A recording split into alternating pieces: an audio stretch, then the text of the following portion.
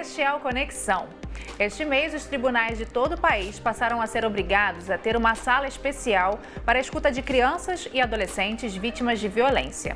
São as chamadas salas dedicadas. Um levantamento do Conselho Nacional de Justiça mostra que 24 dos 27 tribunais estaduais e do Distrito Federal já têm esse espaço reservado. Sobre isso, eu vou conversar com o Alexandre Takashima, que é juiz auxiliar da presidência do CNJ. Olá, Alexandre, muito obrigada por participar com a gente. Grato pelo convite. Alexandre, eu gostaria de perguntar como que foi o processo para montar essa lei, né, e fazer com que ela entrasse em vigor, fosse aprovada. Você pode contar para a gente um pouco desse processo? A experiência nacional começou no início do ano 2000, por volta de 2002, então juiz da Infância e Juventude, atualmente desembargador da Auto-E, Rio Grande do Sul, trouxe essa experiência, essa necessidade de uma escuta diferenciada com relação a crianças e adolescentes vítimas de algum tipo de violência. E a partir dessa primeira experiência no Rio Grande do Sul começou a se fazer os estudos para uma eventual implementação a nível nacional em relação a essas salas agora chamadas de depoimento especial, para fins de que efetivamente houvesse um olhar mais humanizado com relação às características específicas da criança e do adolescente dentro do sistema de justiça. E nesse movimento, daí o ano passado, com a vinda da Rainha da Suécia aqui para o Brasil, houve a promulgação dessa lei que ficou um ano aguardando a implementação, a estruturação pelos tribunais para que efetivamente agora, a partir de abril, fosse implantado em âmbito nacional. Agora, o senhor pode explicar para a gente como que acontecem essas oitivas, essas audiências com essas crianças nos locais onde não há as salas, para a gente poder entender a importância desses espaços?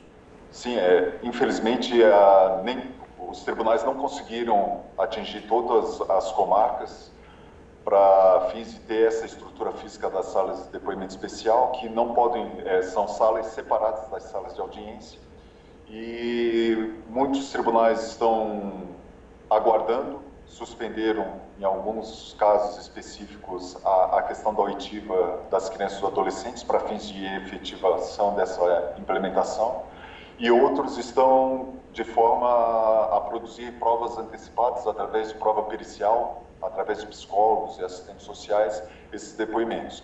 De qualquer forma, a grande maioria dos tribunais estão tentando efetivamente, numa forma célere, resolver essa questão para que efetivamente as crianças e os adolescentes possam já ser ouvidas nessa nova metodologia.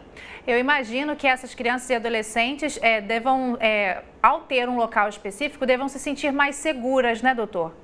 Com certeza, esse é um dos grandes objetivos, não só o fato dela prestar o depoimento, mas os protocolos prevêem justamente um acolhimento, um período de adaptação e reconhecimento do espaço, das pessoas que vão participar da audiência, e também depois do depoimento uma fase de finalização para que a criança ou adolescente possa dar uma acalmada e realmente ser possível fazer eventuais encaminhamentos para a rede de saúde protetiva, se o entrevistador verificar alguma necessidade após a entrevista. Uhum. O senhor meio que já respondeu a minha próxima pergunta. Eu queria perguntar assim, como que elas funcionam especificamente? Elas têm uma estrutura física diferenciada? Isso. Um dos grandes objetivos é para que a criança ou adolescente, num primeiro momento, não cruze, não tenha um contato visual, não haja esse encontro no fórum com o suposto agressor. Sim. Há essa primeira fase de acolhimento, o entrevistador já, antes mesmo do início do depoimento, vai ter essa interação com a criança ou adolescente, vai explicar efetivamente toda a metodologia, vai mostrar os equipamentos, vai mostrar a sala de audiência, a criança ou adolescente vai conhecer o juiz, o promotor, o advogado, enfim, ele vai começar a ter uma compreensão global do que ele está fazendo ali no fórum. E de outra forma também todo um sistema de gravação em áudio e vídeo desse depoimento para que essa criança e adolescente não precise ficar repetindo várias vezes esse mesmo depoimento. Agora, a instalação dessas salas dedicadas em todo o Brasil passa por alguns desafios, talvez em relação ao orçamento, espaço físico, até construção de alguns espaços? Exatamente. Uma das grandes dificuldades temos a questão estrutural, da questão da existência de uma sala adequada para a questão da realização dessa entrevista, do depoimento. Outra questão que está também atrapalhando um pouco a questão da implantação é justamente a formação desses profissionais, tanto os magistrados, promotores, advogados, defensores, mas também os próprios entrevistadores, o profissional que efetivamente vai fazer esse contato direto com a criança ou do adolescente. Nós ficamos muito preocupados, além da questão da quantidade de salas, mas um dos nossos principais focos é na questão da qualidade. O depoimento tem que ter uma qualidade nessa questão da oitiva dessa criança e adolescente. Quando o senhor fala qualidade, o senhor se refere à qualidade técnica mesmo, né? Assim, de entender direitinho o que a criança está falando? Isso, exatamente essa interação que o entrevistador vai ter, justamente o que antes não era possível proporcionar numa sala de audiência, que esse entrevistador tenha essa formação técnica, essa capacidade de interação adequada, respeitando todas as faixas etárias das crianças e adolescentes. Agora, justamente falando sobre essa equipe que acompanha essas pessoas, né, essas vítimas, como que é essa equipe? Assim, a lei determina quantas pessoas devem trabalhar, quais devem ser as capacidades técnicas de cada uma delas? Na verdade, a lei ela recomenda psicólogos, assistentes sociais, outros profissionais.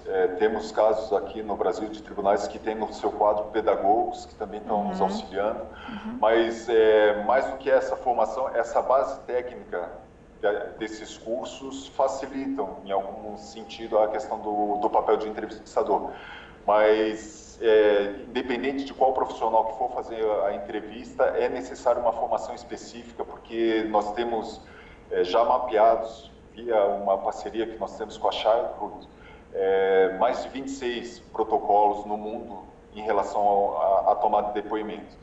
Então, independente de qual protocolo for adotado pelo entrevistador, nós precisamos que ele conheça profundamente esses protocolos.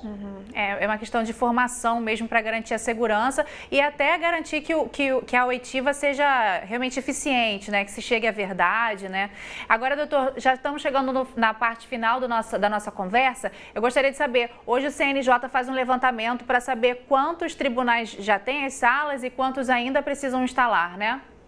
Isso, a ideia do Conselho Nacional de Justiça é justamente fazer uma espécie de uma radiografia em todo o território nacional de como é que estão o número de salas, o número de profissionais, quais as metodologias que estão sendo utilizadas, os equipamentos, para que a gente possa ter um acompanhamento, um monitoramento e fiscalização de toda a implantação no território nacional nos próximos anos.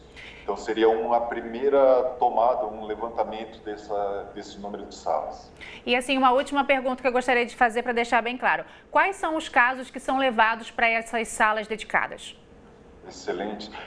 Justamente a lei, ela quis dar um enfoque principalmente nas situações de violência.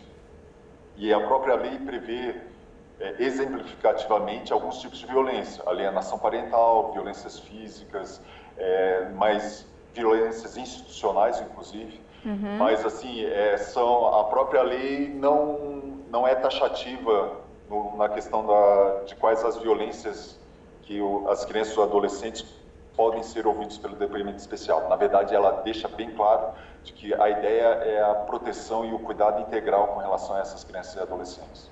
Tá ótimo. Muito obrigada, doutor Alexandre, pelas suas informações. A gente deseja boa sorte aí para o trabalho do CNJ, para a realização desse planejamento, desse levantamento e que também todos os tribunais já tenham essas salas o quanto antes.